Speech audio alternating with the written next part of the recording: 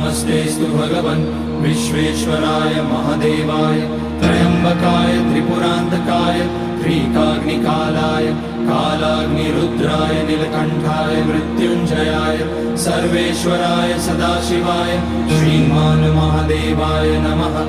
ॐ नमः शम्भवाय च मयोभवाय च नमः शङ्कराय च मयस्कराय च नमः शिवाय च शिवतराय च।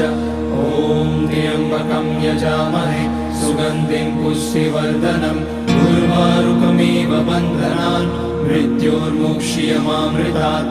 नागेन्द्रहाराय त्रिलोचनाय भस्माकराय महेश्वराय नित्याय शुद्धाय दिगम्बराय तस्मै नकाराय नमः शिवाय।